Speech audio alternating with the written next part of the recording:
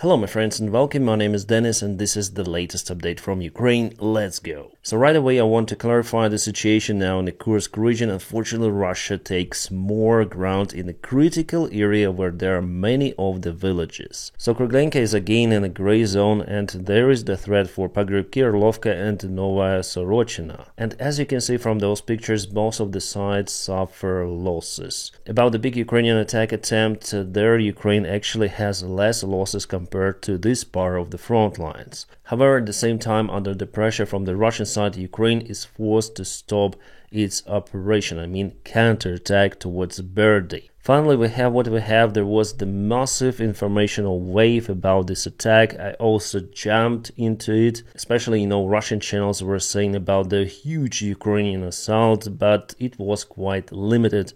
After all, is there the possibility for Ukraine to start a strike from the different direction? Well, Russians say yeah. And after all, we have the confirmation that Russia attacked towards Makhanovka, and now it is in the gray area. At first, the information was spread by the Russian channels. There was no visual confirmation, so I say that it is probably fake. But today we see the propulsion of the Russian attack, and Makhanovka appeared in the gray zone. But the fake is that Russians claim that they've took Makhanovka under control. It is not like that for this hour. Why Makhanovka is so important? Because there is Ruzzia, the main supply hub for the Ukrainian army, and it's very, very close actually. So maybe that is why Ukraine stopped its offensive, because Russia started to attack Ukraine from this side and from this side simultaneously. Probably Russians knew about this Ukrainian operation, the information leaked towards their side, and the Ukrainian command just decided to stop the assault and secure the region, for example in Ruzzia. Maybe some of the reinforcements will be sent back. So the situation in Kursk, as you see, is still remains difficult for Ukraine, but also for Russia, because they suffer tremendous losses. And you know what happened in Engels, Saratov, which is quite far away from Ukrainian border, and that's the place of the Russian military airfield with the Russian strategic bombers. Well, there is the huge fire, but not in the airfield itself. There is the oil storage site, which was hit by the drones. It happened yesterday. I shared many more of those kind of the videos on my Telegram channel, and today one more oil tank caught fire because it spreads around. The Russian oil refineries, oil storages really suffer because of the Ukrainian drone strikes. And I see that those kabims are happening in Russia almost every night. Fury Midwave Road, I call it. Tracks full of rubber protection, sidecar motorcycles, enduro bikes.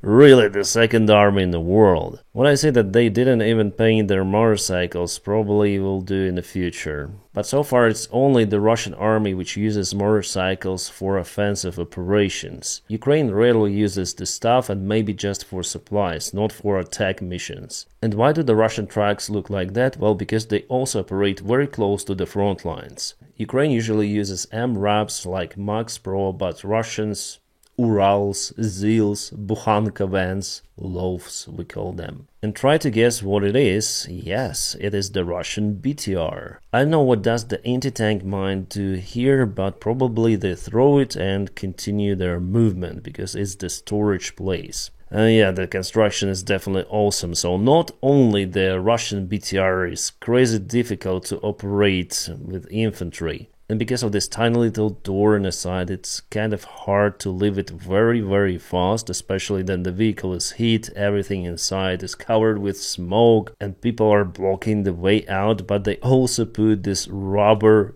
door to make it even more difficult. But what they did, they reinforced the protection of the vehicle by putting extra wooden construction. Well, actually it might protect against the drone strikes, but the vehicle looks really scary, clumsy, Mad Max style. Alright, there is the confirmation that Russia uses the North Korean produced hot visors, like for example this Koksan. It was delivered somewhere to the front lines, I guess to Ukraine. Because first of all, the weather is a little bit different now in the Kursk region, or maybe this video is kind of old. Kind of the unique video of the Ukrainian drone which almost hit the Russian K-52 attack helicopter. I wonder what the drone pilot tried to do here, but basically he turned the drone away. I guess it was very, very close. I think that there was the great chance to down this helicopter.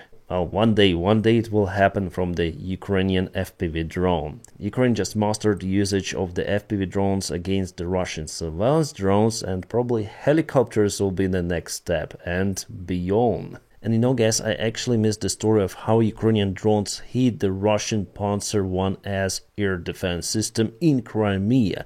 FPV drones in Crimea. How was it possible? Well, Ukraine just put the FPV drones to the drone boat. The drone boat delivered the drones close to the shore. The drone boat was acting as the station to transmit the signal, and FPV drones really hit the target. Unexpected for the crew of the system, 100%. No air defense was done to protect the Russian air defense, no any electronic warfare, and it is good. It's the new step in this war, actually, where Ukraine may start to use FPV drones massively in the Russian military ports. Yeah, obviously China looks at this stuff as well. They may produce some of the drone boats and FPV drones too, but that's the reality of the modern day technologies, and they entered the war fully. By the way, my friends, if you want to support the job that I do on YouTube, you may also follow me on Patreon. I'll put the link for my Patreon page right in the video description below. Thank you so much for your kind support.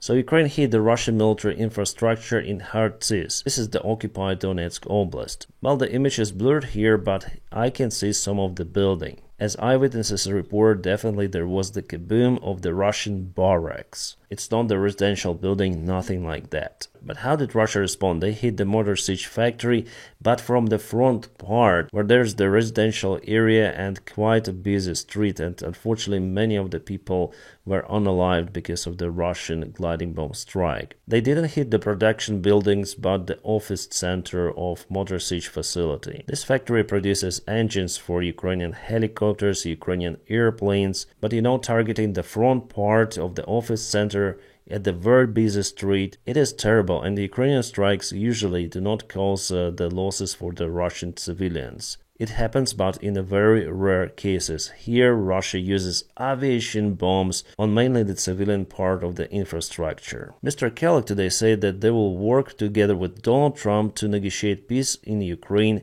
in a close by 100 days. Honestly, guys, I'm out of clue how they want to reach the agreement with Putin, because Putin wants to continue this war. And why would Putin negotiate now? Because, he is taking the ground, he is inspired by his army, and he thinks that he is really winning this war even with those tremendous losses. So I don't think that Trump might propose something to Putin, really. I think that this war will continue for quite a long time. It will not be over this year. Alright, some sort of the response of the Mexican president towards Trump's rhetorics that he wants to annex all of the nearby countries. So Mexican president shows that before the vast territory of the United States, including California, Texas, and many of the states were Mexican. I wouldn't recommend, to go deep into the history to find out what was American, what wasn't American. We have the current borders. We should follow them, and that's it. The neo-imperialism will not work in the 21st century. By the way, I filmed quite a big video about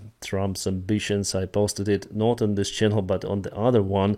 I'll put the link in the video description below for you to check it out. The good thing that Donald Trump retweeted the part of the podcast where Zelensky said that definitely Trump is oriented to provide peace in Ukraine. Zelensky says that peace is now a real possibility thanks to Trump, and admits that world leaders are following the line. Every leader follows what Messiah says, but you'll see that His Highness this year will not be able to force Ukraine and Russia for peace talks. Well, maybe there will be peace talks, but not negotiation. Negotiation will not be reached. Great news from Pentagon. The new military support package will be given to Ukraine in the coming days, maybe even tomorrow. But the bad news that still several of the billion United States dollars will stay in the United States budget because it was too late to give those for Ukrainian projects. So it will be up to Donald Trump to use those money to produce weaponry for Ukraine or not. And I just hope that Donald Trump will support Ukraine, continue to support using the current resources. He doesn't need extra for now. Orban, long time no see. He promises to block every sort of the Ukrainian European Union initiatives if Ukraine continues to block the Russian gas supplies to Europe.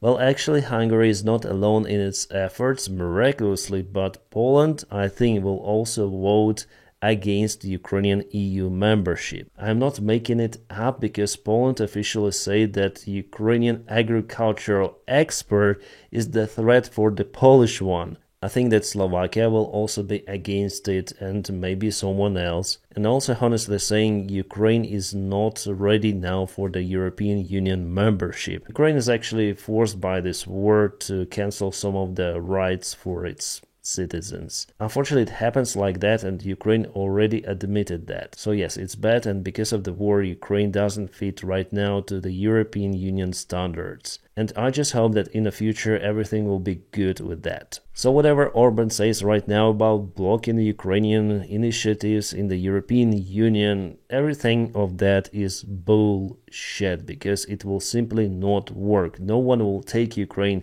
to the European Union this year, next year, and probably in the coming years. No, it will not happen soon in a close-by perspective. I think that it is only possible after the end of the war, complete end. Russians are damn scared about the American surveillance drones. They say they fly in Estonia gathering the information about very sensitive points of the Russian gas infrastructure. And drones are really far, not far away from Narva, a critical point which some experts say could be the start of the big war between NATO and Russia. Well, actually not far away from St. Petersburg and Narva, Ukraine already hit the Russian Ust-Luga port, full of the Russian liquid gas. And since Ukraine blocked its pipe for the supplies of the Russian gas, Russia tries to reach their customers by using their ships, and here I think Ukraine works together with the United States of America to cut gas supplies from Russia, because the United States is interested to sell their own gas to Europe, while Russia is still selling their gas to Europe, they may say. And actually I support this idea coming from the United States, because money should not go to Putin. As an alternative for the future, I think Qatar gas also could be supplied to Europe, and also Turkmenistan gas.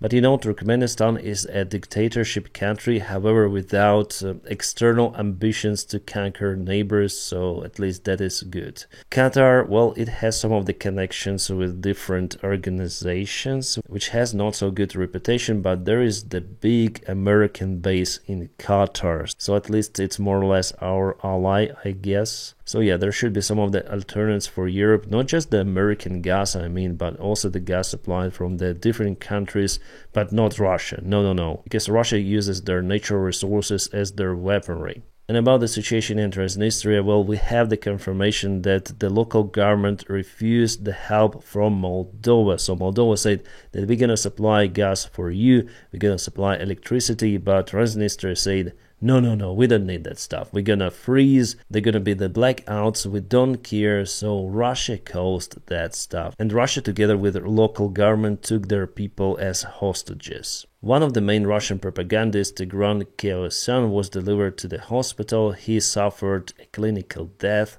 and now in coma. His wife, Margarita Simonyan, who is also the main Russian propagandist, reported about it. What happened to your husband, Margarita? Was it Novichok? For those who love Tigran, pray for him.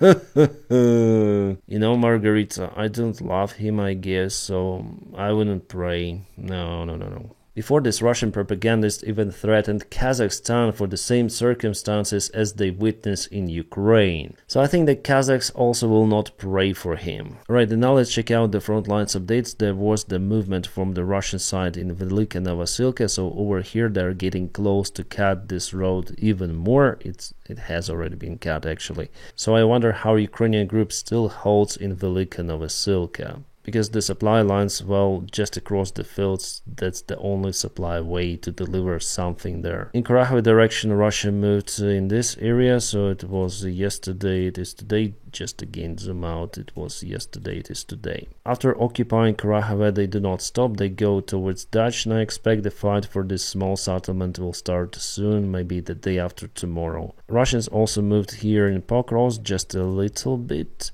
And from the good news, Ukraine pushed this Russian attack, so our guys have the way out from this pocket. Well, at least like that. In the Kursk city, it was also the update yesterday, today, just a light movement, but still you may see the gray area all across the settlement. And there was the movement of the Russian group towards Orikhovo-Vasilivka. So again, yesterday and today, increasement of the gray area. So yeah, the situation for Ukraine on the front lines, I wouldn't say it's easy, it's difficult, but still Russia is unable to break through like they did at the beginning of 2022. There, in a matter of days, they occupied those lands, as you can see in green, and here in a matter of 1 year, they've took this territory. And this one, and a little this one, I guess. So the movement of the Russian army is just incomparable to what it was at the very beginning of the war. But Ukrainian defense is only possible with the Western military support. Without it, Ukraine wouldn't last that long. However,